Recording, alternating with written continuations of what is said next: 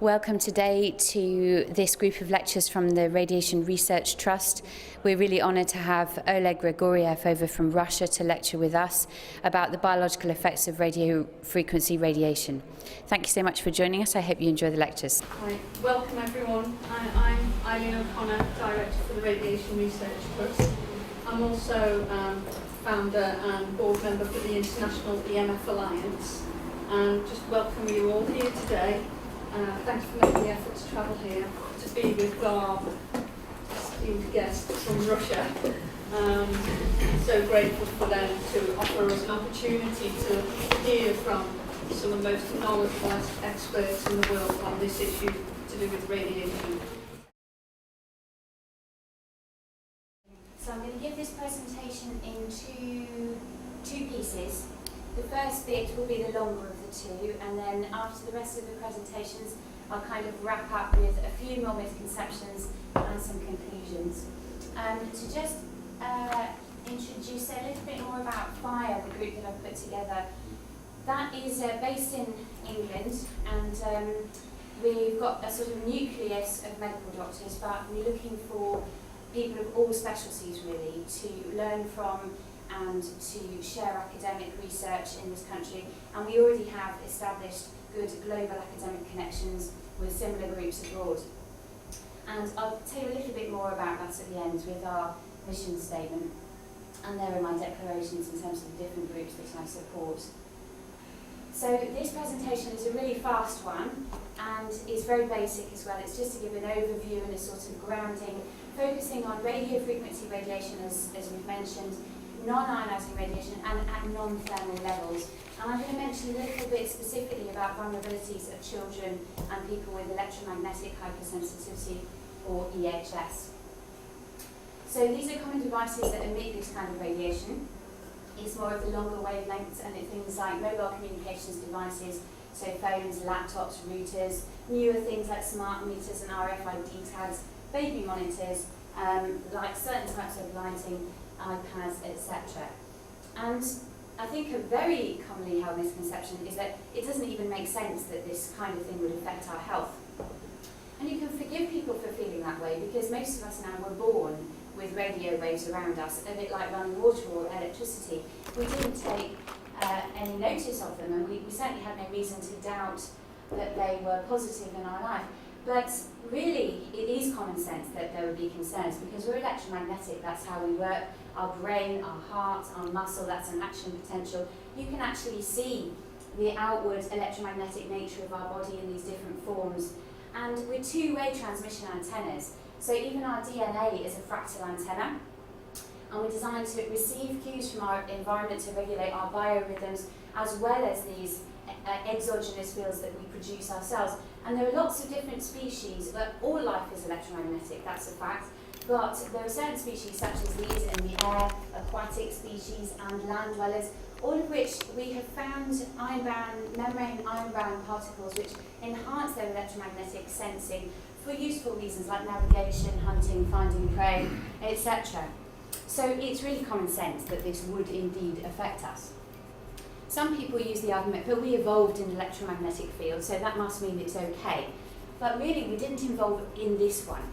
And I say that because the sort of signal strengths that we've produced now are 10 to the 18. Technically, that's about a quintillion times higher in some places. So incredibly more powerful. But also what's interesting is we filled in the radio quiet zone, so to speak. You can see here natural background radiation, and there's a sort of frequency dip at about 1 gigahertz. And that is the part that we've decided to fill in with man-made or anthropogenic radiation. So this isn't a field that bears any resemblance to the one we evolved in, and it's happened really fast. It started to increase about the time I was born in 1975, and it's moved up, as you can see, exponentially really. So no, we didn't evolve in this field. We're not designed to deal with it. There's been a dramatic and rapid change, and it's common sense that that would have effect on biology. But you would hope that there are safety limits in place to protect us. So here in the UK, we adhere to the ICNIRP guidelines. These were designed many years ago in 1998 to protect against thermal or tissue heating effects. And they were not designed to protect us against non-thermal effects. So, and don't take my word for that, this is from the United States Environmental Protection Agency, and the last line here, they're talking about those guidelines. The generalisation by many of these guidelines protect human beings from harm by any or all mechanisms is not justified. And other countries, and I feel very honoured that we have Oleg Grigoriev and his other doctors here today with us. It really is a privilege, because Russia have been way ahead of us on this subject for decades, and this is their safety limits way below ours. But I have a feeling that he would also admit that even in Russia there are scientists and doctors who feel that that level, which is orders of magnitude below ours, is still not protective, possibly because there are research papers that show effects even below some of these extremely low standards. But sadly we have not dropped our safety limits at all in response to the non-thermal literature. But there is still some argument, and some people will say, well, non-thermal effects still don't really exist. We don't have enough research, or we don't have consistent results. But I personally don't feel that way, because we've got tens of thousands of research papers. Of course there's some inconsistency, because these are biological systems. They're being tested by different labs and different scientists in different ways all over the world. So of course there's inconsistency. If there wasn't, it would be suspicious and peculiar. But the majority demonstrate harm, and when I say the majority, it's about 70%. And thank you to Isaac Jameson for this, which is another slide also showing that sort of 70% average. This is looking at papers that assessed damage in all different species. So birds, bees, humans, other animals, wildlife, plants, etc. And that's about the rate that show impact in blue there. So really I feel comfortable that non-thermal effects most definitely exist, and we have more than enough evidence for precautionary protection. Some people misguidedly take Wi-Fi out of the equation in their head, so they think a lot about mobile phone use. But because phones have been around longer, there is a bit more research about those, and sometimes they have this misconception that Wi-Fi is so weak that therefore it can't affect us. Thank you to PowerWatch for this slide, which shows that you have a laptop here emitting Wi-Fi, and this is a logarithmic scale, so the difference between the top and the bottom is much greater than it appears. But you can still see that the signal strength emitted by a wireless access point in a laptop can be greater than a mobile phone mast at 100 metres, which actually puts you in the main beam, potentially, of that mobile phone mast. The reason this is very relevant is the Stewart report in 2000 recommended that we don't put vulnerable groups like children in the main beam of these masts, and yet now we're putting them in classrooms in the form of laptops and Wi-Fi routers. And this is a chart that just shows that signal strength being emitted at a usable distance. And what's interesting is this is 50 centimetres, which is one of the distances that the government have used when they're looking at radiation safety limits. But actually, most people use them much closer than half a metre.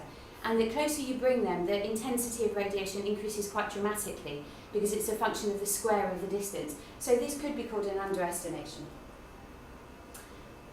But some people therefore think, well, that's okay, because we're going to move the router away from the children at school, and the intensity then will be so low that we don't need to worry about it. I wish that was the case, because that would make life easier. But that is not true, and the reason I say that that is not true is we have intensity windows where quite a bit of literature now has shown us that sometimes lower intensities of radiation can conversely create greater biological effects or greater biological damage. And that's not just it, that's not the whole story either. Assessing radiation damage purely on the basis of power is highly inadequate. We've got all of these different characteristics which affect biology, so you really have to look at all of these different things when you're assessing the type of damage that can be done. And you can see last on that list is vulnerability. All beings are not created equal. They're not like the routers that came off the production line. So we have certain groups that we can predict may be more vulnerable. So this misconception, oh, if all this damage was being done, we'd know about it because we'd all be ill. Well, that's foolish. We know that not everyone who smokes cigarettes develops lung cancer. But some people would argue, actually, we are all becoming ill. This is the World Health Organization predicting a tidal wave of cancer. And I find the distribution of this in dark blue quite interesting. And many other types of disease processes like autistic spectrum disorders have risen exponentially in the same time period, interestingly. In fact, following exactly the same curve. Now, in fairness, we can't say anything from a single graph like this, but there are now mechanistic papers that show good medical science that links these two conditions and many others. So vulnerable groups I've already mentioned include children and all of these others, elderly, occupationally exposed where they're allowed to have higher exposures, people who are already sick so their medical repair mechanisms are saturated, people with high recreational use, people with metallic prostheses or RF emitting hearing aids and things that increase their exposure. But we're going to mention a bit more about children and those with EHS. Children are more vulnerable for a really long list of reasons, and this is just a few. But their skulls are thinner, they have a high water content in their brain. I think my colleague Oleg is going to talk a bit more about this, so I'll move on, but they can certainly absorb more radiation than an adult. We know that sickness will affect the most vulnerable first. We've learned that through other reasons, so we really shouldn't use the fact that not everybody has cancer right now as a reason to dismiss the seriousness of this. So one would hope that devices were pre-market safety tested, but I don't feel that that was adequate, and the reason I would say that is phones probably had the most pre-market safety testing of all devices, and they were tested on SAM, which stands for Standard Anthropomorphic Mannequin, and he was based on the 90th percentile of military recruits, which is a strange choice, I think, if you're marketing something which is designed for use by people of all ages, including small children. He had a head that weighed 5 kilograms, which all by itself is bigger than some children's entire body weight. But in addition, they used the obsolete thermal standards that I mentioned at the beginning. They also only used specific absorption rate, or SAR, as their dosimetric quantity, which can't be adequately estimated for a complex organ like the brain. In addition to all of that, this woefully inadequate standard can actually be exceeded by normal use of those devices if you hold them close enough to your body. So now I don't think that they were adequately pre-market safety tested. I mentioned electromagnetic hypersensitivity because it's a specialist interest of mine, and this is another vulnerable group. There's a huge amount of misconceptions regarding this group, I would say particularly here in England. And there are many labels bandied about, such as these: self-diagnosed, hypochondriacal, paranoid, misinformed, tin hat wearing, technophobic losers. Well, I'd like to lay some of these to rest. Firstly, in terms of self-diagnosis, sorry, these have moved a bit, but they are usually self-diagnosed, and the reason for that is because there's such poor medical awareness amongst doctors. So yes, they have to self-diagnose, they don't have any choice. Hypochondriacal, no, not normally. Their symptoms do affect every system of their body, and for that reason they often have a broad range of health complaints, but that's not the same as hypochondriasis. Paranoid, no, not normally, but when there's RF in every single place that you have to go through as a person, it's very difficult to avoid. That makes a very difficult lifestyle. Misinformed, not normally. In my experience, anecdotally, people with EHS are often far better informed than your average citizen, and often better informed than their medical professionals. If only tin hats worked, I'm sure they would be wearing them, but they don't. Aluminium foil is an excellent shield for RF, but putting a bit on the top of your head doesn't work, and so even if they try, they find that out pretty quick, and trust me, they're not wearing them. If they cover their whole body, it might work, and some of them do use it on the walls of their bedroom, for example, which is actually very sensible. It can be very protective if used correctly. Technophobic, absolutely not. A lot of this group are the opposite. They're technophiles whose livelihoods are dependent on this technology. That's often how they've been highly exposed, is because of a very technophilic history, and they can find it very hard to surrender these devices even when they have poor health. Losers, yes, unfortunately, and the reason I say that is because they've often lost their job. They may have lost their home. They often lose their friends and family through misunderstanding. So they lose a great deal in life, and I really hope that lectures such as this and all the others that are taking place globally now are going to start to correct some of those losses. Some people, even doctors, say EHS can't be real because there's such a broad range of symptoms and it affects every part of their body. We don't have to look back very far in our medical textbooks to see very similar situations, and this is ionizing radiation sickness, so this is something they're extremely familiar with in Russia. And this is how radiation works. It affects every part of your body, it affects every system. The broad range of their symptoms is evidence that what they're saying is correct. It should certainly never stand against them. This is a list of some of the symptoms of EHS, and yes, of course they're broad ranging, of course they affect every system. That is exactly what we would expect. And if you look across that list, you'll be very familiar with a lot of these symptoms yourself, because they're becoming more and more common in the general population. So it certainly shouldn't be used to try and discredit them. It's in their favour that they have something which fits with the profile of radiation-induced illness. Some people think they don't need to worry about that though personally, because they're highly unlikely to develop it because it only affects a small minority. Estimates do vary widely, but a lot of literature now is suggesting 4 to 10%. In the UK, that would correspond to 2.5 to 6.3 million people. That's greater than the number of UK wheelchair users. And we have quite rightly restructured our entire infrastructure to support those people. So we need to take this extremely seriously, and I feel that could be an underestimation, and I'll explain why. This is a graph extrapolated looking at the current trend, and if you continue to monitor new cases, if they do continue at the current rate, then this would say that 50% of the population may be suffering in 2017, which is on our doorstep. The reason that I say this could be an underestimation, I'll follow up with some slides about this, but this is just people who've actually worked out, who believe that Wi-Fi or phones or other sources of RF are affecting their health, but there's a great number that have not made that connection yet. So it's certainly not uncommon. The nocebo effect. This means symptoms induced by fear. Now, a lot of people, particularly in this country, misguidedly think that electromagnetic hypersensitivity is caused by symptoms induced by fear, or the nocebo effect. That is not correct, and this is just a small number of reasons why I say that.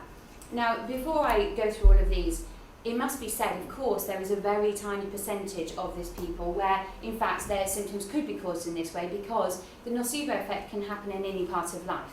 People could develop an unhealthy fear of socks, and when they see socks it gives them a headache. That can really happen, but it happens to a tiny percentage of the population. True EHS is not caused in this way, and there's some common sense to this. If you think about it, if the nocebo could affect that many million people, it would have done that before. We've got things that have had far more publicity about negative health effects than RF, like smoking, like X-rays. They all started in the same category, and now everyone knows they damage health, but there isn't this number of people who are massively phobic, who are changing their lives, who are leaving their homes, and who are pleading to their doctors because they are frightened of exposure. That hasn't happened, because it's not possible for that number of people to develop unhealthy fears that are irrational. Many people with EHS, as I've mentioned, they're technophiles, and they often have no knowledge of any health concerns before the onset of their symptoms, making it, in that case, impossible. In addition to this, there have been symptoms and signs of EHS demonstrated in animals, in fetuses, in small children, where media-cultivated fears are clearly impossible. Corroborating all of this, double-blind provocation tests have demonstrated electromagnetic hypersensitivity to be, and I quote from one of the peer-reviewed published papers, exposure-induced bona fide novel neurological syndrome. And other provocation tests have also been positive. It's very hard to design these studies well, and there's a few that have been really badly designed, but there are some, and you only need one good paper to disprove a theory. So this disproves the theory that this is caused by the nocebo effect, all by itself, but there are other papers as well. There are also objective physiological markers that have been demonstrated that distinguish up to 70% of EHS individuals. And thank you so much to Professor Dominic Belpomme, whose conference I attended just a few weeks ago in Brussels, where he presented his findings looking at biological markers and their implications as biomarkers in EHS. The general population, I think this is perhaps one that everyone should be really paying attention to. The general population have been shown to experience EHS symptoms in response to public RF exposures in a dose-response distribution. And so this is a study done by Santini et al. In 2002, and it's showing that if you live close to a base station, you are more likely to experience these symptoms. And if you look at these, headaches, loss of appetite, sleep disturbance, depression, cardiovascular problems. These are the hallmark symptoms of EHS. And we're seeing those in people that they're not putting their hand up and saying, I have EHS, but they are complaining of exactly the same symptoms. And this is a smart meter survey. Again, headaches, insomnia, tinnitus, cognitive disturbance, they're all the same. It's the same constellation over and over again. And normally I'd let this slide roll because it shows a whole list of studies with the same constellation of symptoms coming up over and over again, from whether you live close to a mobile phone base station or whether you use your phone a lot, whether in MRI scanners. So it doesn't really depend on the RF provocation. They're all coming up with the same set of symptoms. But we don't have time, I'm afraid, to go through all of these today. Some people think that their symptoms, personally, or their loved ones, can't be EHS because a doctor has diagnosed them with something else and the treatment has worked for them. I'd be a bit cautious of that. Absolutely not their fault, but because most doctors have not been educated on this subject, they may well give a diagnosis, for example, of stress or tension, and say, that's what I think is causing your headaches or your blood pressure disturbance. Here, have these tablets, I think it will make it better. Or lower your stress at work, etc. And they've got a valid point, and that treatment may well work, but it doesn't mean that it wasn't actually the cause of your problems, and that if you take RF away from your environment, you may get better without the need for medication. So be careful about accepting diagnoses that could in fact be related to this. Some people are suffering symptoms every day of their lives. Headaches or insomnia are very common. Depression and cardiac dysrhythmias, palpitations, these are things that really are very common in society because they're common. A lot of people think they're normal. It's not normal to have headaches, and it's not normal not to sleep or to feel depressed. These are things that are common, but that's not the same as normal. And I would really caution against accepting that in your life without trying lowering your RF exposure to fix that problem. Because it is possible that some of these relatively minor symptoms over a long period of time can lead to more serious health disruption. Even something like insomnia. If you let insomnia go on for years, that does increase your risk of a number of more worrying illness processes. So I think it's sad that we've almost accepted poor health as a community. Some people console themselves with the fact that the Department of Health or the governing bodies that we look to for advice are not concerned about this subject. But if you look carefully and read what they say carefully, there are clear messages, warnings of concern. And this is just one of them, that children and young people under 16 should be encouraged to use mobile phones for essential calls only. So they should be limiting their use.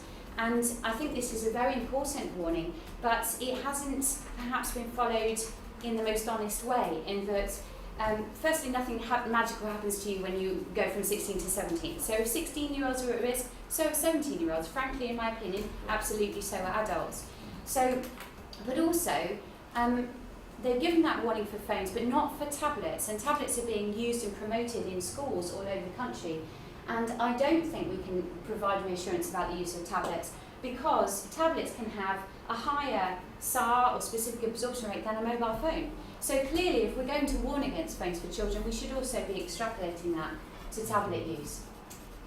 Some people think only the part of their body that's very close to the source, or perhaps just their brain, is at risk, because that's what they've heard about in the media. This is looking at whole body irradiation, and you can see that the radiation is focused at certain points, either because they have less bone shielding or because the body narrows and constricts, so the wrist, the ankles, the genitalia, the nose, these are bits that can absorb radiation more highly. Of course, if you have a point source close to you, like a laptop, yes, it can affect certain areas with more intensity, but that's not necessarily your brain. It depends on what you're using and where you're using it. Some people look beyond our Health Protection Agency, or now the Public Health England, and say, well, we'll look to the World Health Organization. We don't think that they're worried about this.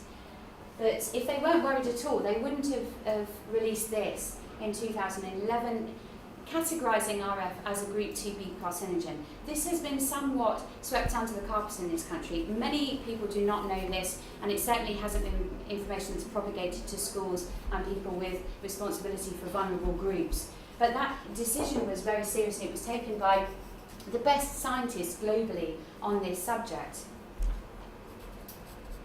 And some are arguing there's no rise in brain cancer.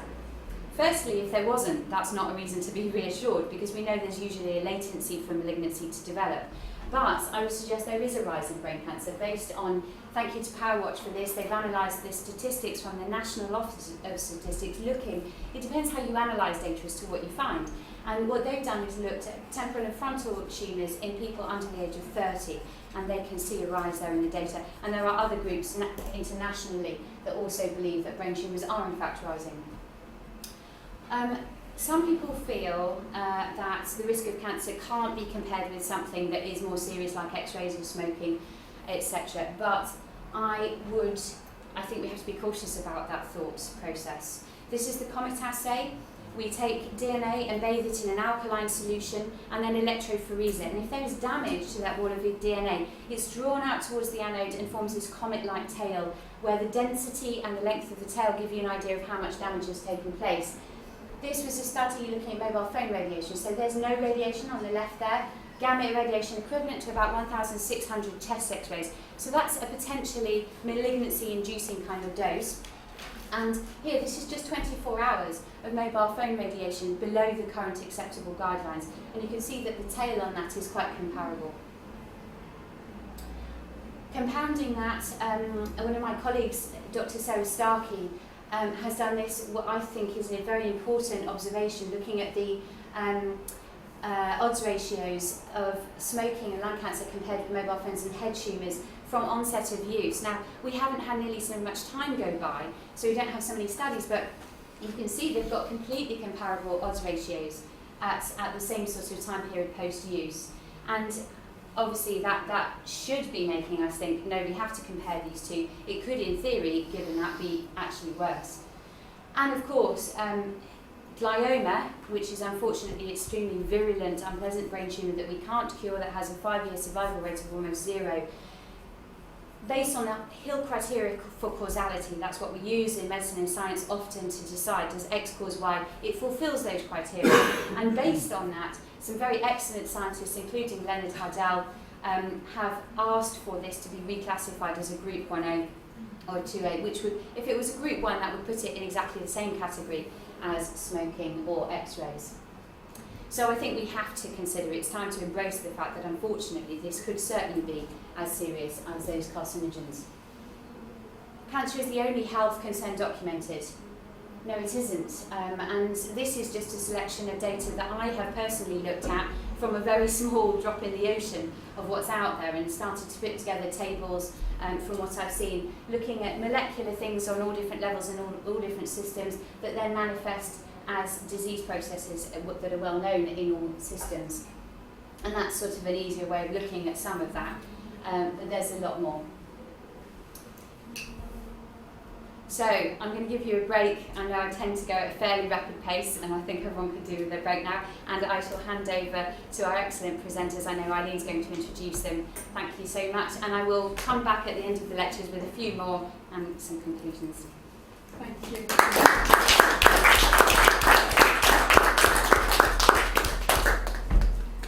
Right. Brilliant presentation from Erica as always, and if there's any questions, just hold them there and Erica will answer them later. Going to introduce you now to Dr. Victoria Alexieva.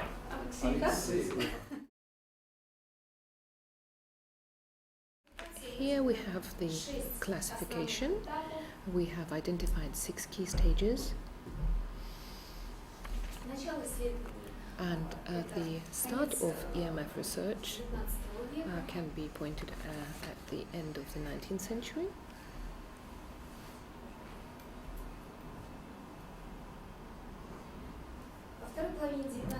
When the new view of the world, electromagnetic view of the world, was formed, and the key laws of electric magnetism, so-called electric magnetism, were formulated.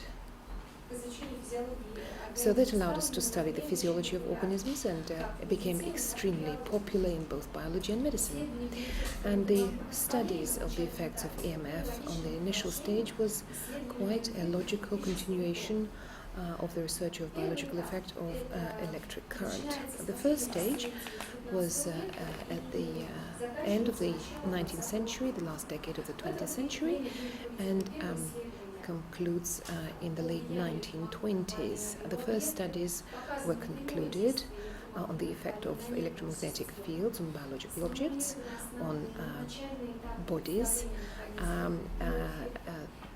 The direct effect of EMF on the nervous system was proven, and the first theoretical understanding of the mechanisms was therefore formulated, and the first publications of the effect of EMF on workers was also conducted, but not yet on the occupational health hazards. So the first research, the effects on the current, but the currents were made by magnetic induction. There were transitional researchers. The first specific research on the EMF was done by Professor Danilevsky, and his first work was conducted in Kharkov University, started in 1895. His research was commenced in 1895, and of course one of his priorities was the research of the influence of the alternating electric field on the excitability of the nervous system. He proved that the electric field fluctuations do not only excite the motor nerve, but also increase the excitability influenced by other stimuli, other factors, and that increase is maintained for a certain period of time, even after the electromagnetic field has been removed. At the same time, different other groups also worked, different university groups. The first scientific schools were formulated. There were three of them, one in Kharkov University, another one in St. Petersburg, and the Military Medical Academy in St. Petersburg, and in the Tomsk State University. You can see on this slide the first device used in the physics laboratory of the Military Medical Academy. And the first publication, the first paper on the reaction of the body of the observer on the radio transmitting receiver, it was actually done in 1926 based on the studies in 1925. This was the first model on the absorption of electromagnetic fields by the human body. So the first stage was the safety norms for populations, the laboratories, equipment, radio stations, and first power plants. And of course, in these first stages, the general public did not get in touch with the fields, but there was no safeties to speak of. That was the first stage, zero safety standards. The second stage was mid-20s to mid-40s. The first biophysical characterization of mechanisms of EMF effects for systems and for organisms. The discussion of the thermal and non-thermal effects was conducted, and then the development of physiotherapy applications in studies generating devices. And the research was done in the 5-year cycles based on 5-year plans. The second stage, the first EMF safety limits also were formulated. The EMF sources were the radio, power generators, power lines, equipment for physiotherapy. Population was in touch by then with EMF, but there were no safety standards. And at that time, the first norms were discussed. The first EMF limits for physiotherapy rooms, 10 EW Pascal centimeters. At the same time, we can note that the debate, the discussion on the non-thermal EMF effect was conducted. It kicked off, it started. And the most important part of the research in the 1930s was the effects of physiotherapy. You can see a list of different papers and studies on this subject, and the key results, the key studies was the study of the wounded, of the casualties in the Second World War, and this study, 1948 study by the Monograph of Molotov Institute, was exceptionally interested. The main research problem was the EMF hygiene, and then pharmacology replaced the EMF physiotherapy subsequently. So that was stage 2. The third stage, the end of the 1940s, mid-1960s. What was prevalent at the time was the industrial hygiene, so-called industrial hygiene problems, due to widespread industrial and military applications of microwave generators. There was a study of first microwave effects, information of the fundamental concepts of EMF biological effects. They describe the complex of different symptoms in chronic and short-term exposure. And EMF safety limits were then introduced. Я не успеваю за вами, спасибо. Thank you. And the population was by then in touch with the EMF sources, but it was limited, the exposure was limited, there were no safety standards. But at the same time, the government introduced the first obligatory rules and norms for the workers. That was back in 1955, and there was a limit for a work day up to 30 gigahertz, and there was a microwatt per square centimeter limit was also introduced. Stage 4, and that was the end of 1960, mid-1980s. In that period, the key research was started to explore the widespread sources of EMF, television transmitters, power lines, home appliances, etc., and the research of fundamental radiobiological laws in different EMF exposure was also conducted. And you can see some papers on the slide. So the fourth stage, the sources of the population were television, radio stations, power lines, home appliances, radars, and in 1964 the first mandatory standards were introduced for the general public. A maximum allowable level was 3 to 30 megahertz, and it was 0.2 volt per meter.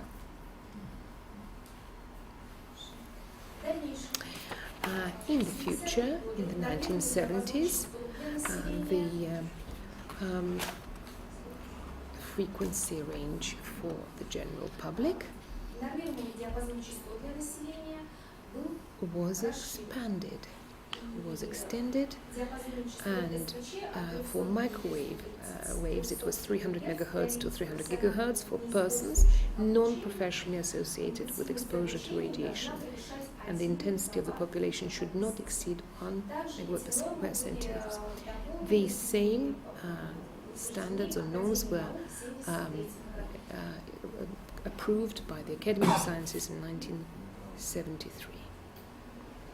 And here is a table showing the frequency ranges and the limits for residential areas and the living rooms.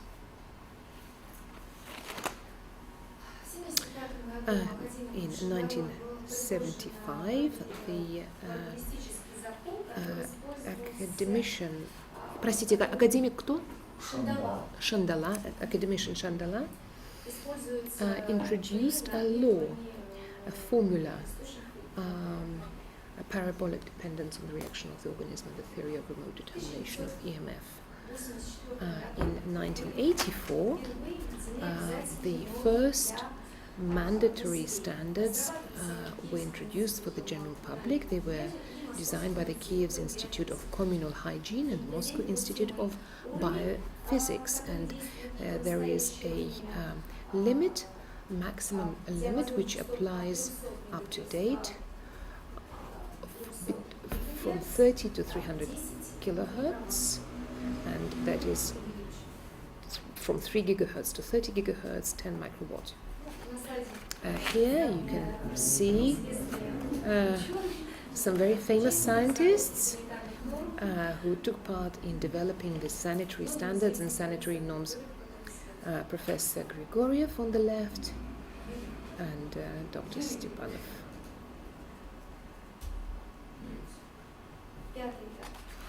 Stage 5. We're looking now at the end of 1980s, the beginning of year 2000. This stage can be characterized by the adaptation of the basic complex of sanitary norms in terms of exposure to new sources of EMF. The World Health Organization EMF International Project was started in 1996, and here an objective, the target of harmonizing of safety standards with the safety standards, and we had to face the old question again: what should we bear in mind, the thermal effect or non-specific, non-thermal? So 60 years later we have done the full circle and come back to the very same question. Now the fifth stage, EMF safety limits history, very briefly. All the norms that were introduced in 1984 were also automatically transferred to 1996 legislation. They were renewed, upgraded in 2003, but the maximum level, acceptable level, was exactly the same as it was in 1984. 10. There were no changes at all. And here on this slide you can see the key stages of the research of the EMF biological effects. I have very briefly discussed them. I've given you a quick summary. But this is an overall picture. So what are the conclusions? I think Russia has created more than a century's worth of tradition of scientific research of the biological effects of electromagnetic fields. It is a rather profound, very thorough approach to the evaluation of biological fields. The studies of biological fields of the electromagnetic field in our country is a systematic process of continually generating, collecting and reproduction of knowledge. There is a scientific and historical linkages in the accumulation of scientific data of electromagnetic biology, radiobiology, health and non-ionizing radiation biophysics. So if you have any questions, I'll be very happy to answer them. Thank you for your attention.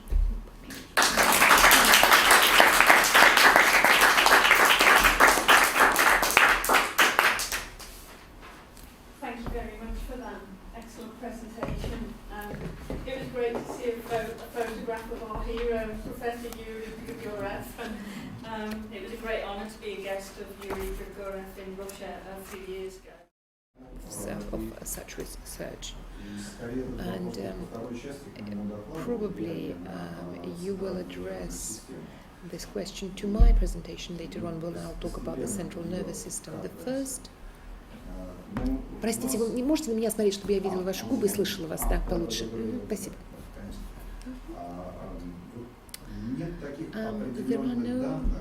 There is no specific data about the Alzheimer's disease, unfortunately. And we can have secondary or associated data in this situation. But what we can assume is this. Alzheimer's is a type of a disease which is part of the so-called degenerative processes affecting the central nervous system. It's one of those clusters. And I have a slide in my presentation later on which will give you a quotation from National Committee on the Defense Against the Consequences of the Ionizing Radiation. There is a legislative decision which gives a forecast of potential illnesses and diseases. And one of the key illnesses is the degenerative processes of the central nervous system.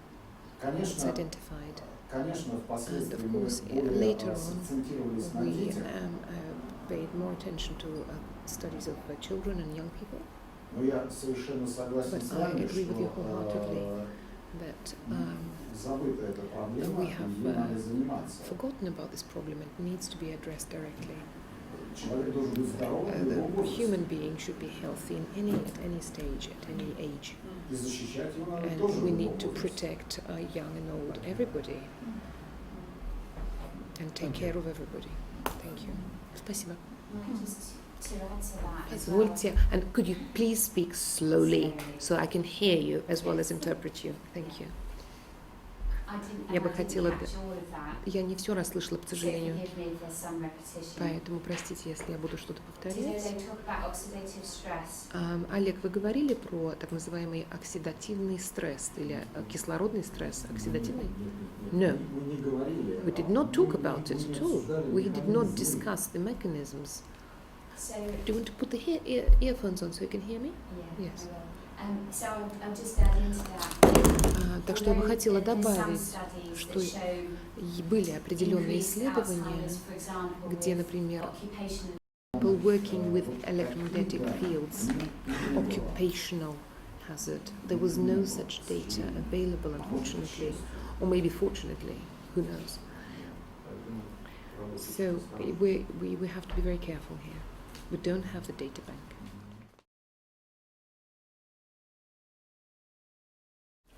In my presentation, I'd like to discuss the most general overarching subjects relating to the electromagnetic pollution and the reaction of the central nervous system. We have two base postulates, statements. First of all, the nervous system itself takes EMF. The EMF for the nervous system is a stimulus that has special properties. On the other hand, for the first time in the history of humanity, we're observing a phenomenon of electromagnetic pollution of the environment at large, which is characterized by the growth in the number of sources of this pollution and their very close proximity to human beings these days, and as a result we have an increase in a very high probability that a human being, a person, will be irradiated by electromagnetic fields with completely different parameters in their intensity, frequency, and in their kind of this, he'll be swimming in a soup of different magnetic fields. This widely spread pollution, electromagnetic pollution, and based on the knowledge of the human central nervous system reactions.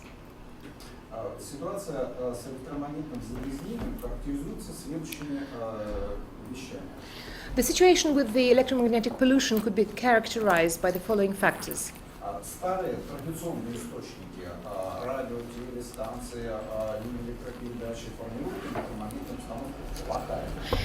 The traditional so-called old resources of EMF, TV stations, broadband radio stations, power transmission lines, create a field which is quite local.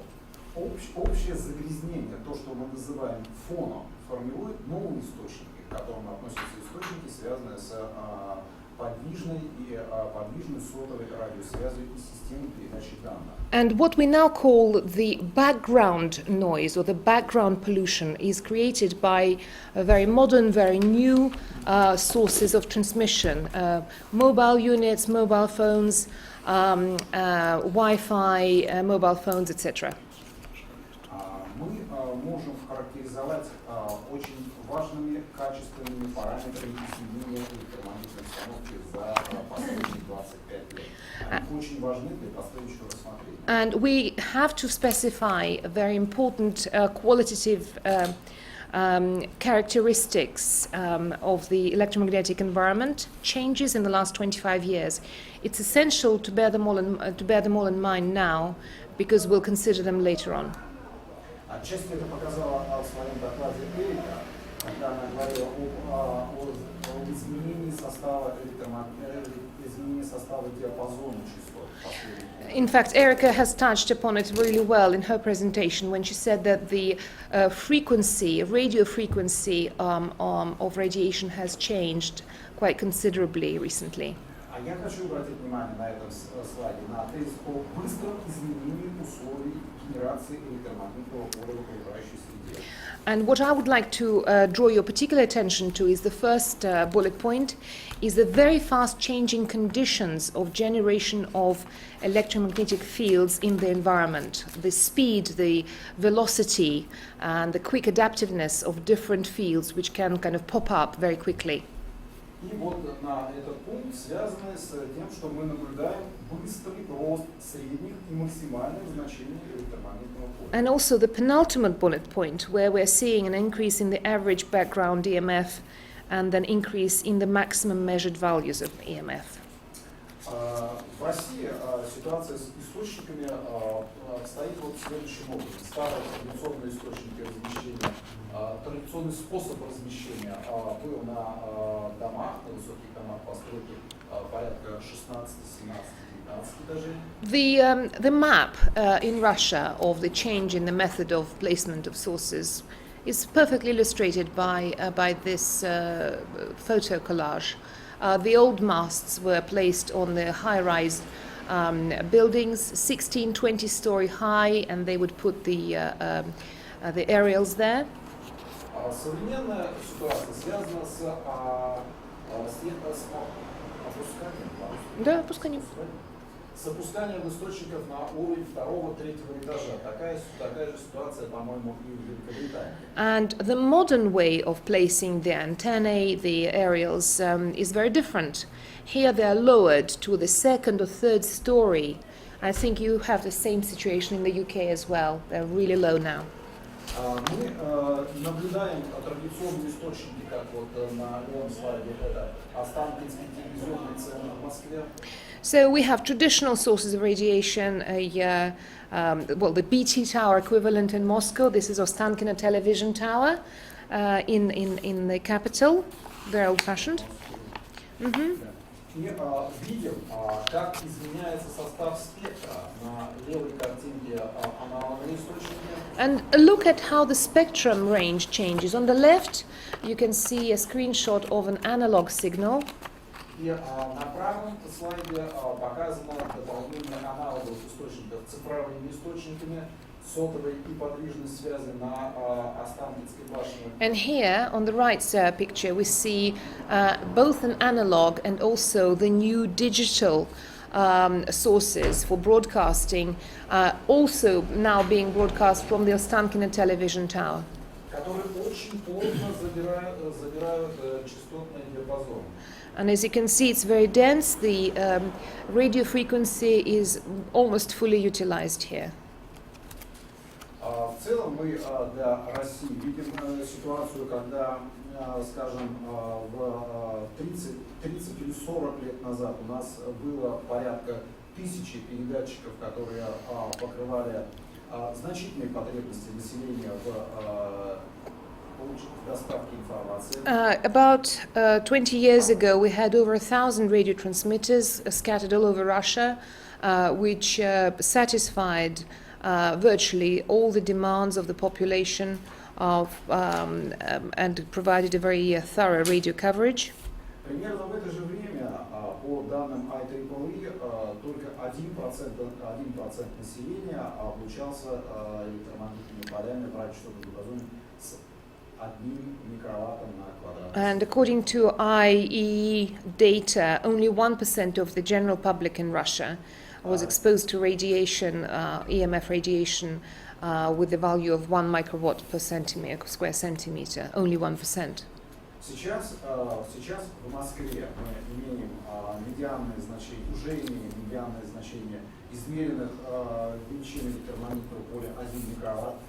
Right now in Moscow, we already have a median value of the measured microwave fields of 1 microwatt.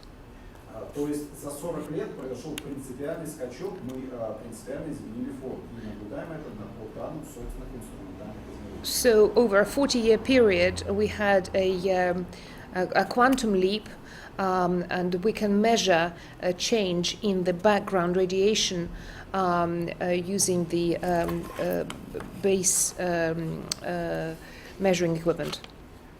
Конечно, вот сейчас я говорю о фоне, Right now, of course, I'm talking about the background radiation. но основное загрязнение создают базовые станции сотовой связи. But the main pollutant that we're talking about are the base stations for network transmission, network technology, Которые в локальных областях создают очень высокие градиенты электромагнитного поля. which in different localities have very high gradients, highly gradient electromagnetic fields. Вот на этом слайде приведены значения измерений, которые мы делаем в Москве. Here on this slide you can see the data, the measurements that we have taken in Moscow. Здесь, по-моему, лишний единичка. I think there is an extra one there. It should be... Okay, it's not 4711, it should be 471 microwatt. From 0.2 to 471. So please ignore the second digit. Это практически тепловое значение. This is very close to a thermal value, on the borderline of a thermal value. И основные зоны, в которых происходит максимальная, возможно, максимальная экспозиция, конечно, это крыши зданий. And of course, the key hotspots, the highly dangerous areas where the maximum radiation could occur would be on the rooftops of buildings. И здания, которые находятся на расстоянии не менее 100 метров от антенны базовой станции. And of course, the buildings or any constructions which are located at least within the 100-meter radius of the base station or the beam of the antenna. На этом слайде мы приводим, может быть, известную многим картинку из данных ИКНИР. This is a very familiar picture to a lot of you. This is ICNIRP data. Bar chart, which gives you a very wide spread of data.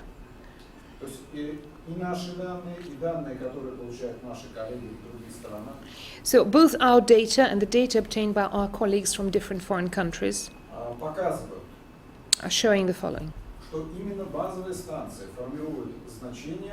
Электромагнитного поля, измеряемое в произвольной точке, в любой произвольной точке пространства в больших городах.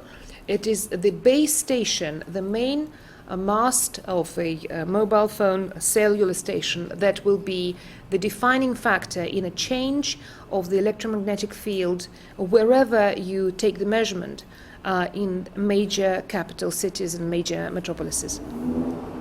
Именно эту ситуацию мы называем электромагнитным загрязнением. So this is what we refer to when we speak about electromagnetic pollution.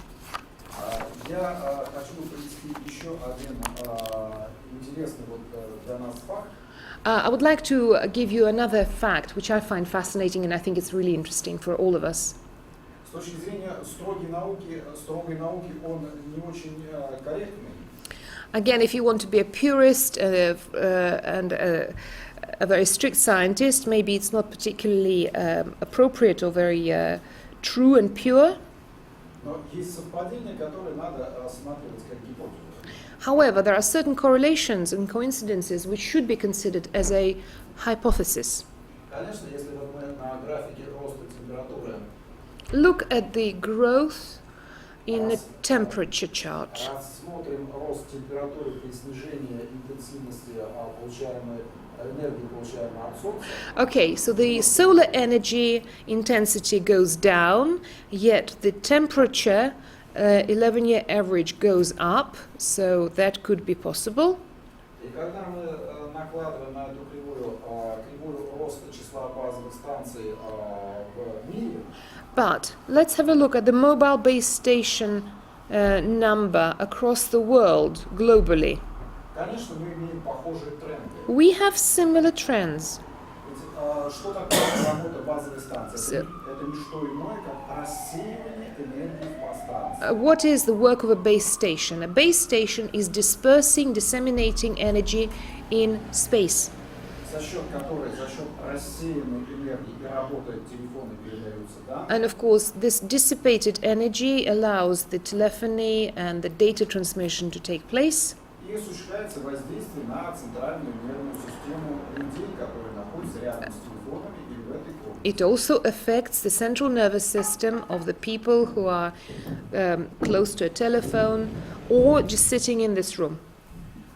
Вторая составляющая электромагнитного загрязнения The second component of the electromagnetic pollution непосредственно приближена к телу человека. is of the very close proximity of the source to the body of the person. Сначала это были сотовые телефоны, First of all, there used to be the mobile phones, handsets, затем планшетники. then the tablets, И, iPads. Я очень надеюсь, что все в этой аудитории понимают, что происходит не просто поглощение электромагнитной энергии тканями головы, And I hope that everybody in this room has a perfectly clear understanding that we're not just talking about the absorption of the electromagnetic energy by the soft tissues of the head, а при работе телефона, находящегося возле головы, but when the telephone is placed next to your head and when it's working, when it's transmitting and receiving, голова является частью антенной системы. your head becomes part of the antenna itself. И, собственно It говоря, becomes an aerial as well. излучение в направлении базовой станции образуется электродинамической системой антенна телефона и головы. And the transmission back to the base station is done by a dynamic system, electrodynamic system, which is made up of a telephone handset and your head attached to it. Конечно, потеря части электромагнитной энергии в голове And of course, part of the loss of the electromagnetic energy that occurs in your head учитывается и планируется инженерами по разработке is borne in mind by the designers and the engineers who create the mobile telephones. They allow for this drop in energy to happen. Тем не менее, реально оценить воздействие электромагнитного поля на каждого конкретного пользователя очень сложно. However, it's very difficult to evaluate the specific impact of the electromagnetic field on each individual user. Хотя это очень важные данные. Although it's extremely important data, of course. Вот когда обсуждался вопрос о сотовых телефонах и канцерогенной опасности класса 2B, So when we talked about the danger inherent in mobile phones and the cancerogenic challenge of 2B class that you referred to, Erica? обсуждается Yeah, group 2B cancerogen, yeah.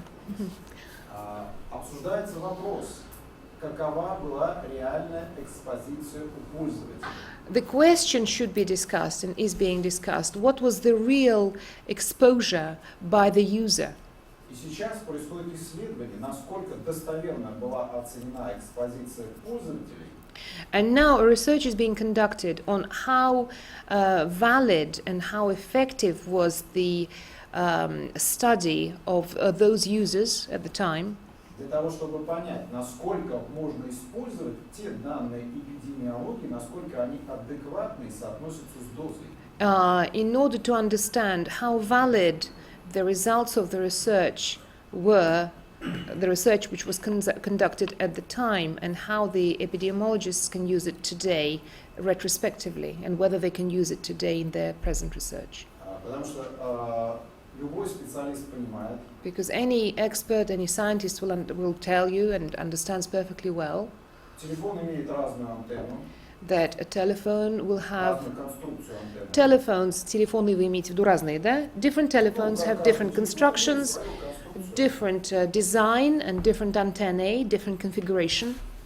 И поэтому, вот как видно на этом рисунке, And as you can see on this particular bar chart, они излучают различную максимальную мощность. they will be transmitting different maximum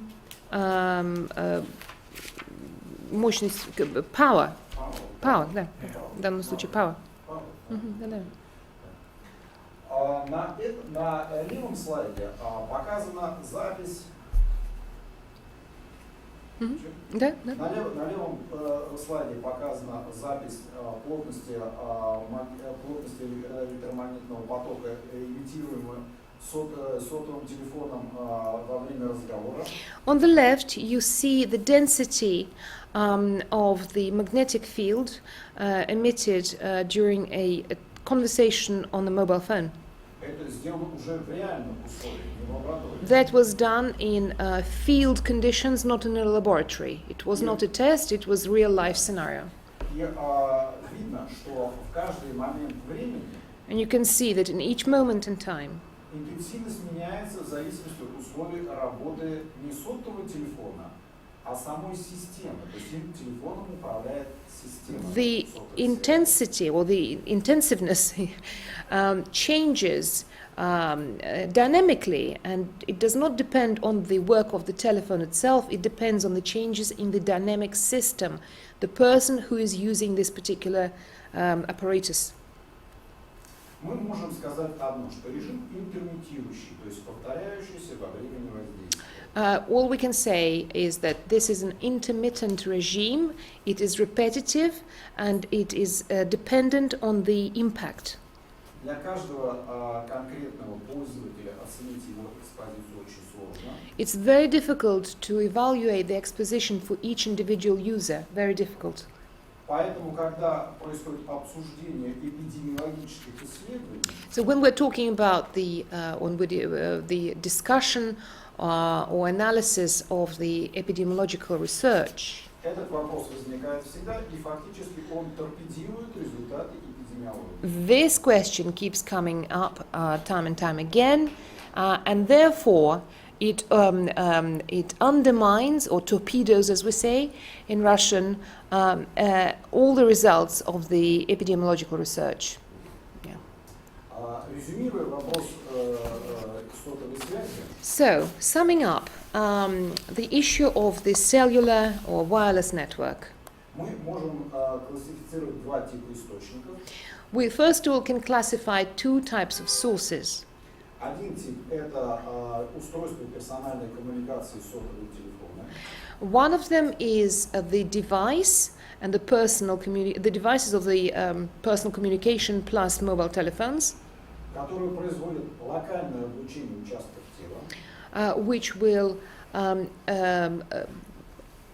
expose different parts of the body to radiation on a local basis. и критическим органом мы рассматриваем в этой ситуации головной мозг. And for us, in this situation, the critical organ, the most vulnerable organ, is the brain. И вторая составляющая – это сети, The second component is the wireless network itself, or themselves, several networks, которые создают глобальный измененный электромагнитный фон, which create a globally changed, transformed electromagnetic phone or field, и тотально облучают человеческое тело. and will be irradiating the human body from top to bottom in its entirety. При этом я хочу обратить внимание на следующий рисунок, I would like to draw attention to the following diagram, который мы обсуждали в Москве с коллегами несколько раз. or a time chart, which my colleagues and I discussed in Moscow on a number of occasions. На нем показано, как изменяются, как приходят и уходят стандарты сотовой связи. It shows the rise and the fall, or the appearance and disappearance of different cellular network standards. Каждый стандарт сотовой связи Each cellular network standard за ним следуют новые условия облучения. Leads to the new conditions of radiation. В этих условиях в этих условиях не срабатывает традиционная схема изучения биологических эффектов. And in these conditions, the traditional pattern of a study of biological effects simply doesn't work.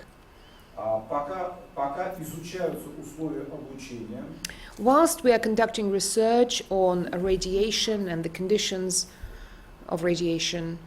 Планируются исследования экспериментальные в лабораториях. We are planning different experiments in laboratories and trials. Потом они выполняются, обсуждаются на конференции. Then they're being discussed, they're debated at different conferences. We're getting feedback from our fellow researchers.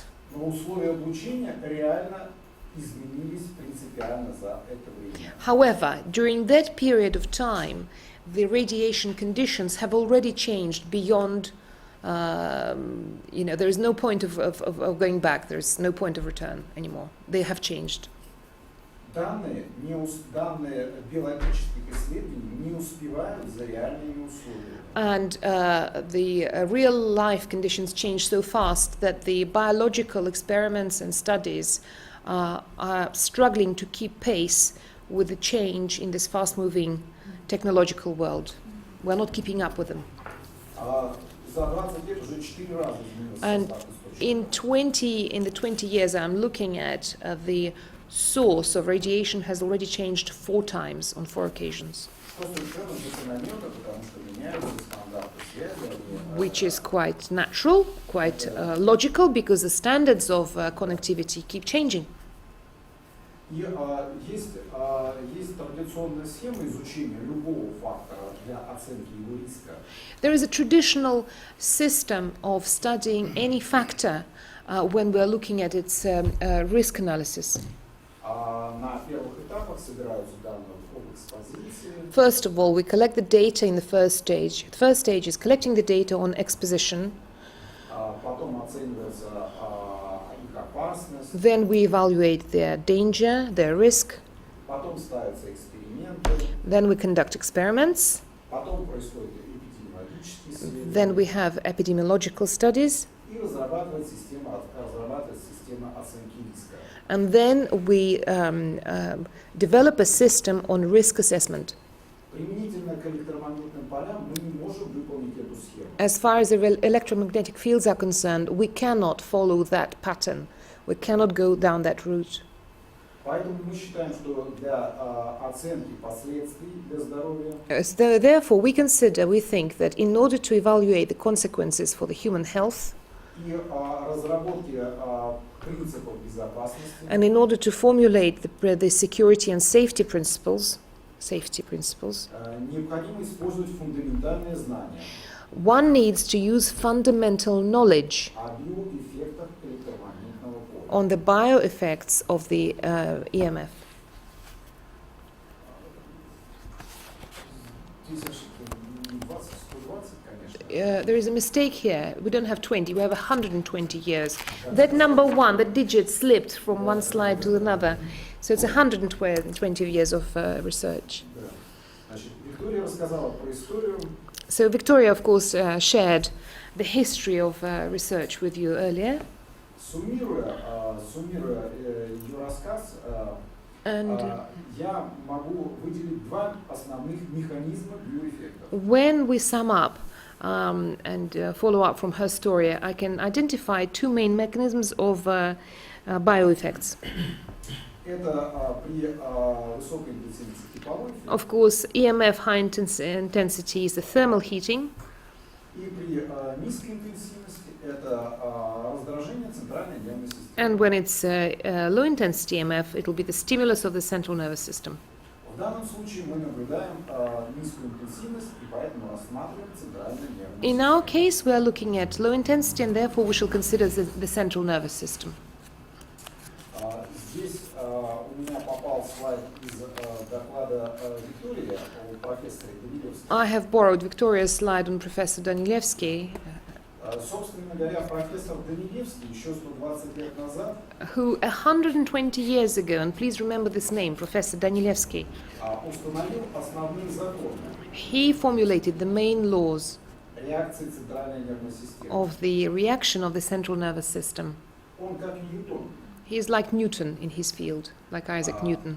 Электромагнитное поле раздражает центральную нервную систему непосредственно. So the EMF alters the central nervous system directly. Изменяет его реактивность. It changes its reactivity, То есть под воздействием других раздражителей нервная система реагирует более активно. In other words, the nervous system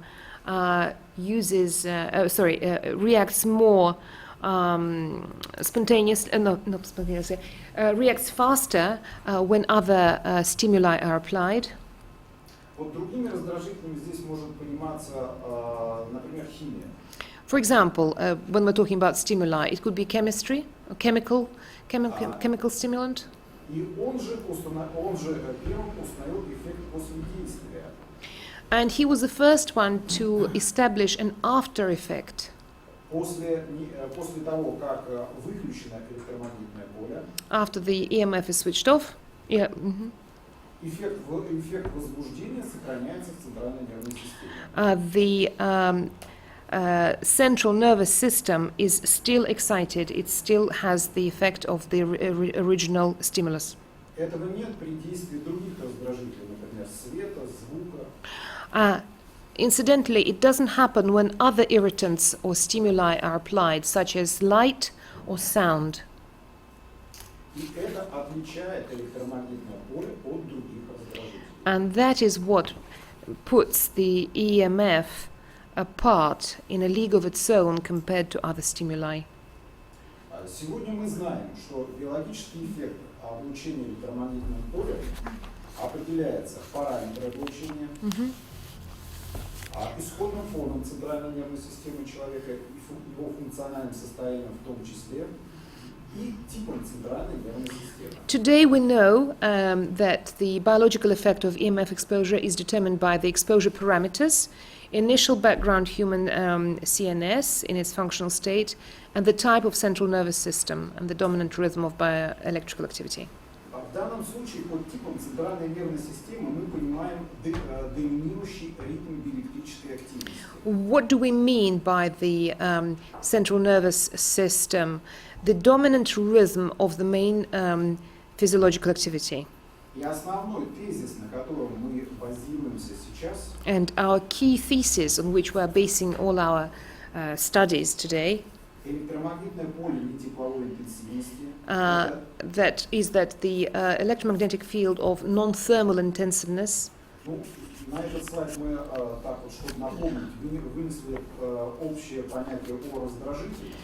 Here, as a reminder, I put a bullet point on this slide on what is a stimulus in general, what is a stimulus to the central nervous system. О специфических и неспецифических раздражителях. There are specific and non-specific stimuli. И главное, что я хочу подчеркнуть, And the most important thing that I'd like to really stress here, чем отличается от других раздражителей. why it's so different from other stimuli. Нет специального рецептора для электромагнитного поля. The electromagnetic field does not need and does not have a special receptor, И нет специфического ответа. and it doesn't have a specific response either, Как центральная нервная система, так и организм. both from the central nervous system and from the body as a whole, body at large. Что мы наблюдаем при воздействии электромагнитного поля в центральной нервной системе? What do we observe when an EMF affects the CNS? Исследователь получает объективные данные о начале реакции примерно через 30-45 секунд после начала облучения. The researcher will start getting objective data about the response 30 to maybe 45 seconds after the object has been irradiated. Когда мы контролируем электроэнцефалограмму. When we are controlling the electroencephalogram. Субъективно человек люди в 80% случаев, 85% людей не ощущают. Subjectively, about 85% of human beings do not feel the effects of radiation. 15 ощущают это. 15, the hypersensitive ones do feel it, the others don't. Для большинства это фактор латентного воздействия. For the vast majority, it's a factor of a latent impact or latent factor. И в целом человек, любой человек, рано или поздно ощущает реакцию организма, как последствие повторяющегося облучения. And later on, any human being, sooner or later, will feel the reaction, but it will be the reaction of the whole body, of the whole organism, to the consequences of radiation. И вот в этом абзаце And the last paragraph here, the last bullet point, мы вынесли как раз те возможные факторы влияния на увеличение реакции центральной нервной системы. identifies the factors of influence that the irradiation of the central nervous system leads to. К которым относится как раз и повторение воздействия, Well, of course, it's the repetition of exposures, повторное облучение, то есть это повторное облучение повторному разговору с сотовым телефоном, например. for example, a secondary exposure after you have already spoken on a mobile phone to somebody. Комбинация с другими слабыми раздражителями, например, свет, например, звук, например, инфразвук. So, combined with other low-key irritants such as light, sound, or infrasound.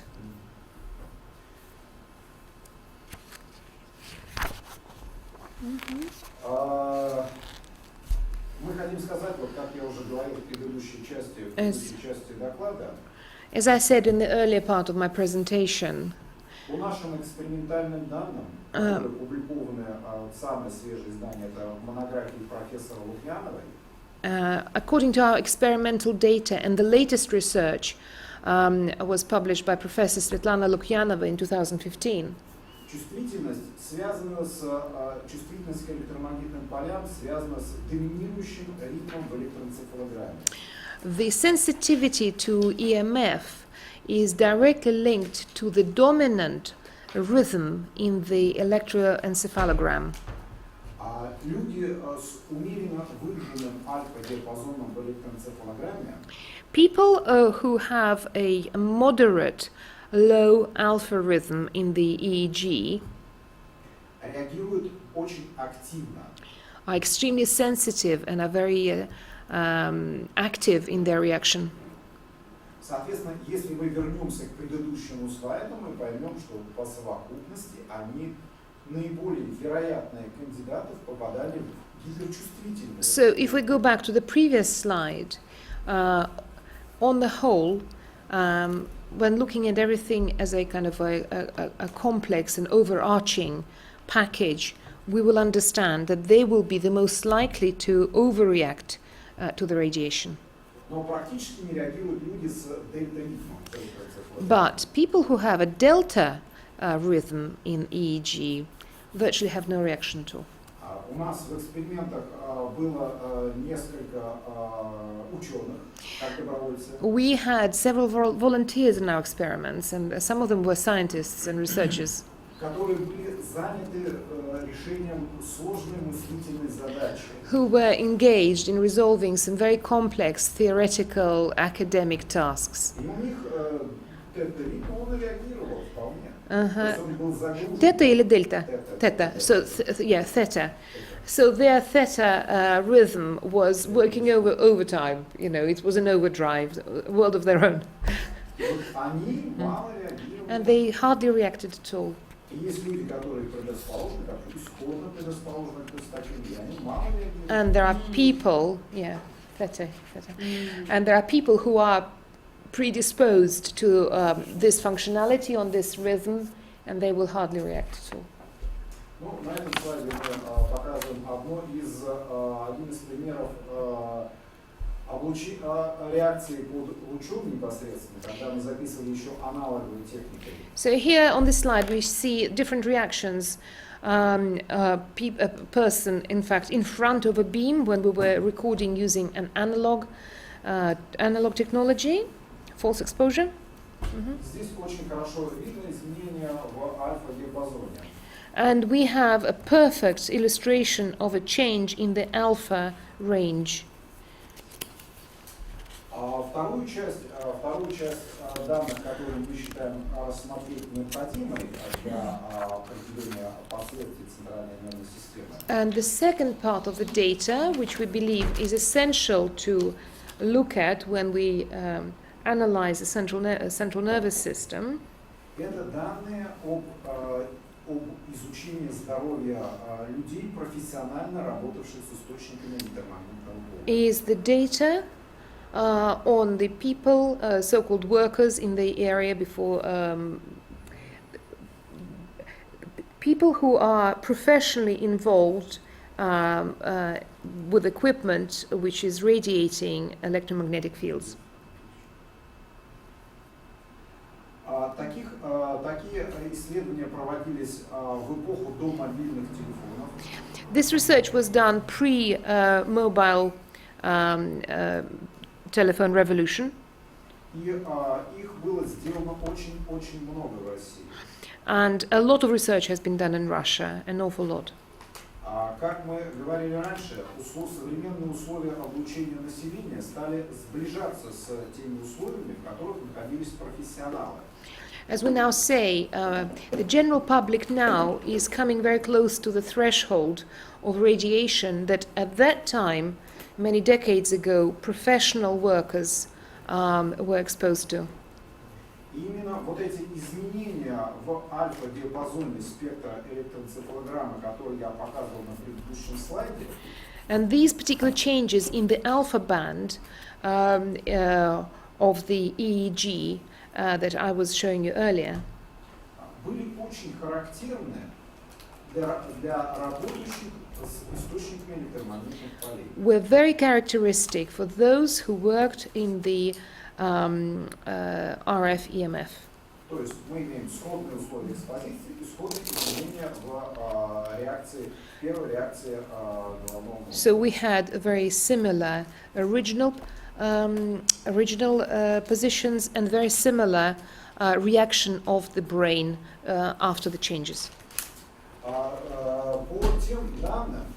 данным ранних исследований, здоровье характеризовалось, изменение в здоровье характеризовалось как адаптационная перестройка организма к воздействию электромагнитного поля. According to the clinical and physiological studies at the time, the changes in the body and the data was characterized as an adaptive rearrangement to EMF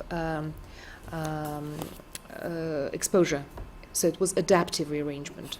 Но спустя время, там, месяцы и годы, наблюдаются изменения, которые классифицировались как патологические. However, time went on, and several months later or several years later, there were changes which were then classified as pathological changes. Было предложено и обсуждалось, очень широко обсуждалось в 1973 году. And in 1973, a suggestion was made, and it was discussed very widely and very intensely. Радиоволновая болезнь. And it was given a name, the radio wave illness or radio wave sickness. Mm-hmm. Но она не имела специфических проявлений. However, it did not have very specific manifestations. Это симптоматический комплекс, So it was a symptomatic complex который привязан к обучению электромагнитным полем. which was tied or which stemmed from a radiation by EMF. И поэтому ее не утвердили как нозологическую единицу. So it was not approved or it was not classified by the lawmakers and the ministry as a disease or an illness with a specific number attached to it. И на следующих слайдах мы приводим некоторые данные. And here, Некоторые данные, которые продолжают связь между условиями обучения, реакцией центральной нервной системы и последствиями.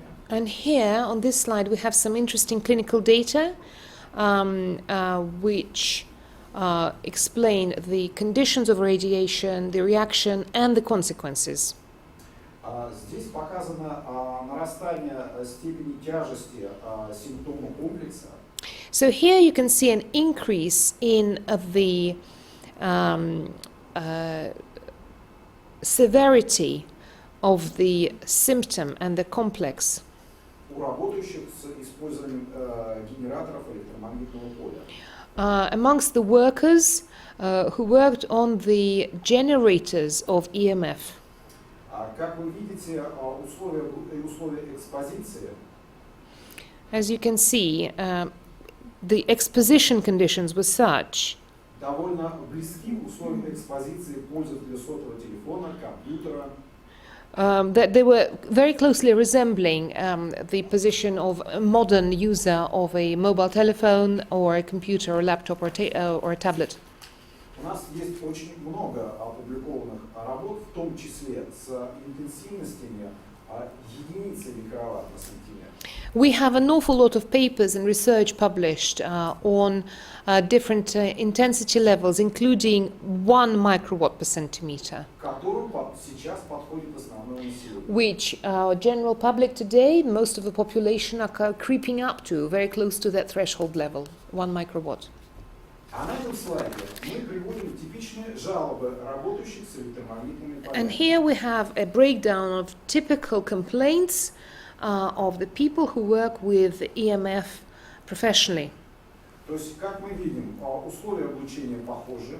So as we can see, the conditions of irradiation are very similar. Реакция центральной нервной системы электроэнцефалограммы похожи. The reaction of the central nervous system and EEF are very similar. И жалобы также достаточно похожи на те жалобы, которые сегодня предъявляют гиперчувствительные люди. And the complaints are very, very similar to those that are voiced by hypersensitive sufferers, patients.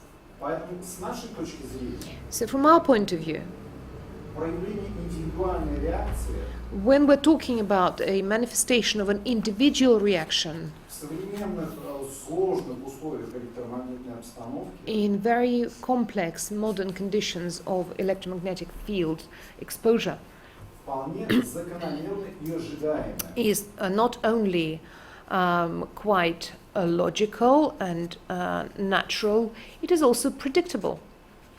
Predictable, ожидаемое.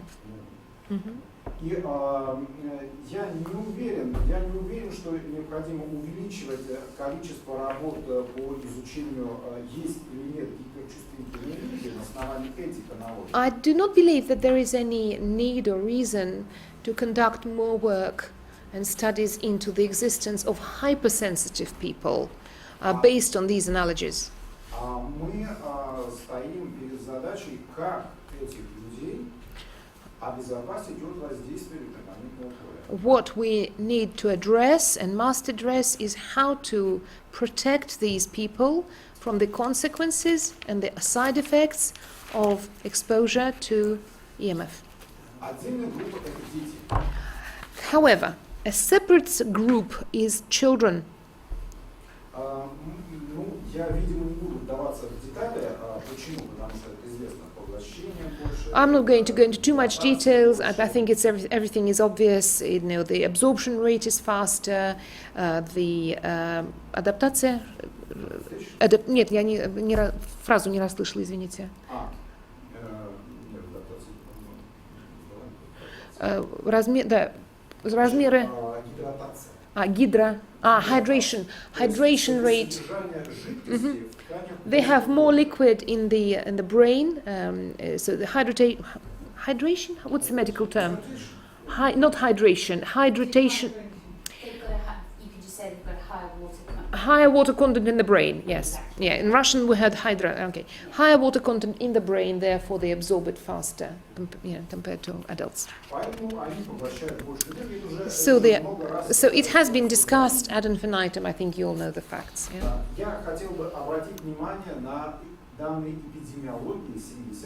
However, I'd like to draw attention to the data drawn by the epidemiology reports in the 1970s. Epidemiology, when we didn't have any mobile phones around. И тогда установили влияние низкоинтенсивных электромагнитных полей на развитие когнитивных функций у детей. And the cognitive functions of the children at the time in the 1970s was directly tied in with the exposure to low frequency waves. Конечно, как раз когнитивные функции – это реакция развивающейся нервной системы. And of course, what is a cognitive function? It's the reaction of a newly developing nervous system. Ну, и, конечно, мы знаем огромное количество работ, посвященных экспериментальных работ, сделанных на молодых животных, которые тоже показывают реакции. And of course, we know of an awful lot of experimental works done on the young animals, the young of different laboratory animals. В 2008 году Российский национальный комитет сделал прогноз по возможным реакциям различных систем и возможных отражениях на здоровье этих реакций.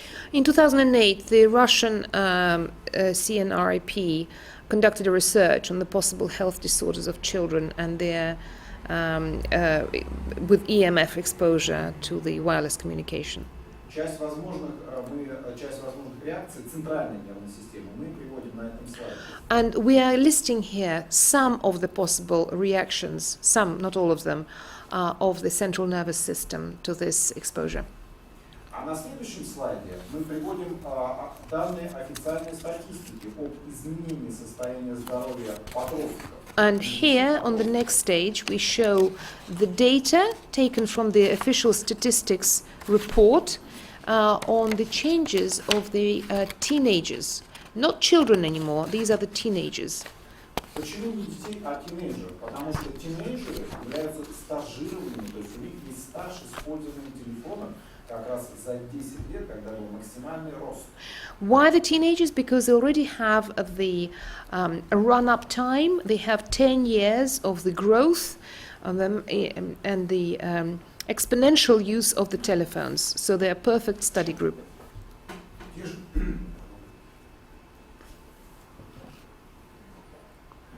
Те же данные на детях за те же годы не показывают такого роста. If you look at the data for the same period of time, but applied to the children, you will not see such impressive or depressing growth.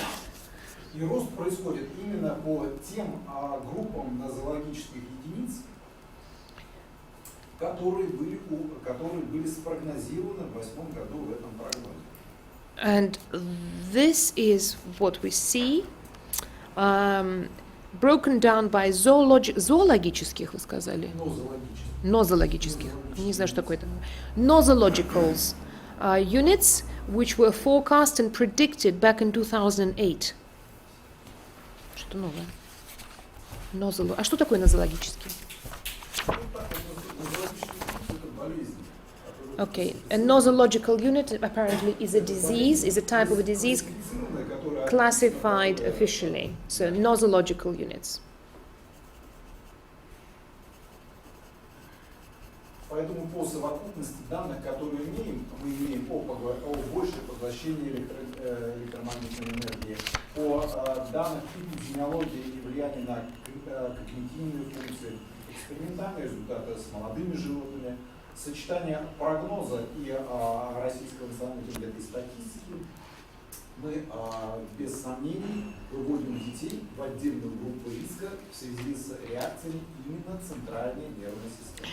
So based on the two factors, that the child's body absorbs more electromagnetic energy in the brain and has a long exposure, based on the epidemiology data, experimental results on young animals, the Russian statistical and epidemiological institutes research on children with EMF exposure, the statistics as a whole, we are confident in making in the need to make children as a separate risk group in our work. И в заключение мы можем сказать, что мы на основании полученных данных наблюдаем новый факт окружающей среды, электромагнитное загрязнение окружающей среды. And in conclusion, let's just sum up. Based on the facts and the data, our research data for the last 25 years, we can state very confidently that we have a new factor of environmental pollution, and that is electromagnetic pollution. Индивидуальную экспозицию электромагнитными полями очень трудно контролировать, поэтому It is very difficult to control individuals' reaction and exposition to electromagnetic fields. Therefore, очень трудно провести экспертизу установления связи между фактором воздействия и состоянием здоровья. it's very difficult to have an expert evaluation of on an individual between the factor of impact and the consequences to his health. В то же время, в связи с изменениями условий облучения, At the same time, given that the exposure conditions have also changed quite dramatically, вполне закономерно ожидать у основного населения проявления в реакциях и в изменениях здоровья такие, какие раньше наблюдались только у профессионалов. it is quite reasonable to expect that the general public will observe certain changes in their overall health, very similar to what we witnessed many decades ago in the professional class of people working with radiation equipment as part of their job. В то же время мы уверенно говорим о возможности индивидуальной реакции в зависимости на индивидуальной реакции на облучение в зависимости от типа центральной нервной системы. At the same time, we can confidently say that there could be and will be individual reaction to EMF depending on the type of central nervous system. В то же время вероятность реакции центральной нервной системы в таких условиях загрязнения, вероятность неправильной реакции, неадекватной реакции, она возрастает. And the likelihood of an inadequate or unpleasant, unfortunate reaction of an individual central nervous system unfortunately goes up. Таким образом, мне кажется, мы в значительной мере отвечаем на вопрос, который ставился перед нами о гиперчувствительности. I think, therefore, we can give, to a very high degree, an answer to your earlier question about the hypersensitivity of individuals. Существует достаточное количество фундаментальных и научно обоснованных данных, чтобы уверенно говорить, гиперчувствительность – это факт для отдельной группы населения. There is enough fundamental knowledge and data, research data, to say that hypersensitivity is a fact which applies to a certain strata of a population. В то же время я, как представитель Министерства здравоохранения, наша организация, она подчиняется Министерству здравоохранения, считаю, что нам необходимо иметь долгосрочный прогноз. Иметь, да? Необходимо иметь, не знаю. And at the same time, I work for an organization which is part of our Ministry of Health. And therefore, we believe, and I believe, that we need to have a very long-term forecast of the trends.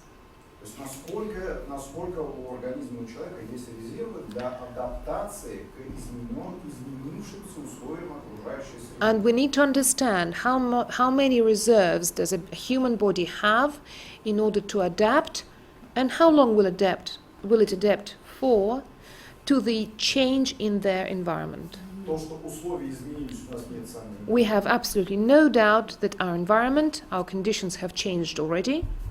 То, что разнообразные реакции, в том числе и гиперреакции, возможно, мы тоже не сомневаемся. The fact that there will be different, various, multiple reactions, including the hypersensitive reactions, that is also something beyond any doubt. Вопрос для здравоохранения в целом, But для популяции на годы и десятилетия вперед остается открытым. Что делать неясно. But the question for the population at large and for the healthcare service and the healthcare professionals for many decades ahead is still open. What do we do? And the answer is, we don't know. И завершить мне хотелось бы цитатой русского академика Павлова, лауреата Нобелевской премии. And I would like to conclude my presentation to you today with a quote from Dr. Pavlov, who was an academician, Pavlov, who was a Nobel Prize winner. который еще 100 лет назад говорил о том, что организм это и внутренние силы, внутренние реакции организма находятся в уравновешенном состоянии с внешней средой. Who over 100 years ago said that the organism, the human body, is a complex system which is balanced with an external environment. И задача уравновешивания падает на головной мозг. And the balancing, the very delicate balancing act, falls to the function of our brain. Собственно говоря, из этих постулатов и вышла теория гомеостаза, и они лежат в основе нормирования, в основе разработки принципов санитарных норм, используемых в России And сейчас. this concept, this idea, is the basis for the homeostasis theory and also the basis of formulating the sanitary norms which we currently live with and have in Russia. Большое спасибо всем. Thank you very much for your attention.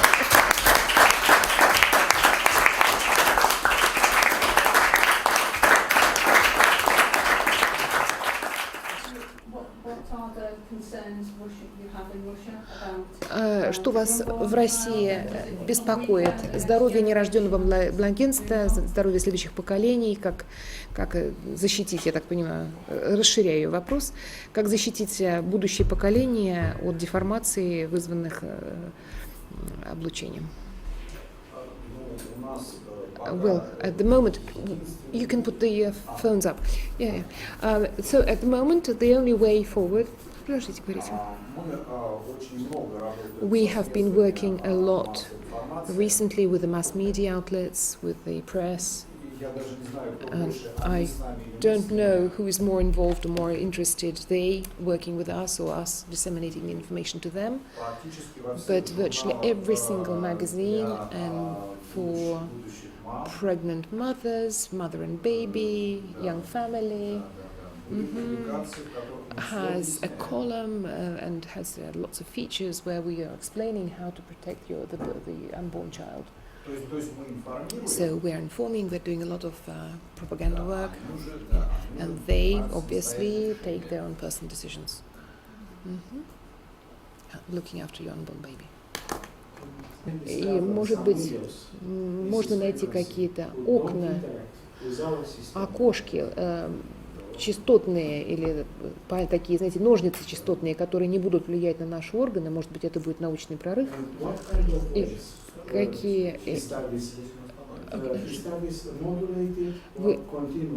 какие вы волны изучаете? Модулированные или постоянные? How many questions did you ask me? Okay, I'm happy to answer them. All right. We have started with a question on resonances, didn't we?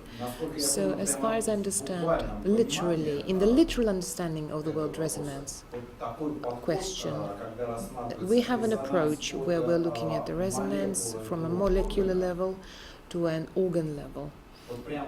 So right now, it is part of the Indian National Research Program, okay, which they have presented in May of this year in WHO. This is verbatim, okay, this is how it was formulated.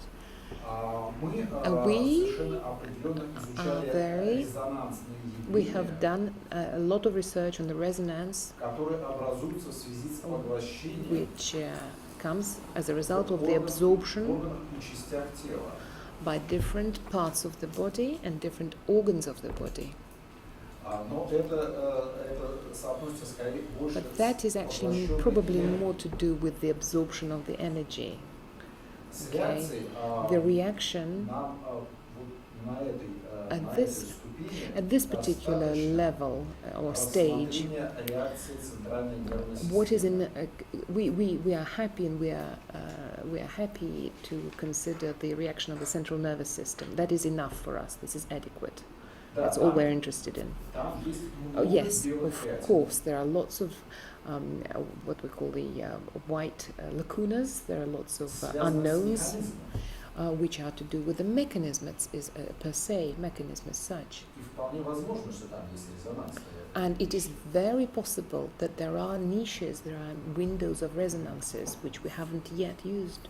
Вторая часть вопроса The second part of your о question about выборе the choice or the индифферентных selection условий обучения, of the so-called indifferent conditions of она exposure очень правильная. is absolutely spot on. It's И мы correctly ее тоже рассматривали, put across но в нее and входит raised. не We только- also не looked только at it in the частота, past, but actually it should be not only the frequency, a matter of и frequency модуляция alone, входит. it should also be a matter of Векторная modulation, организация, vector векторная organization, Да. vector organization. Это довольно All сложное, this но, is a very complex, very complicated rather, возможный but вопрос.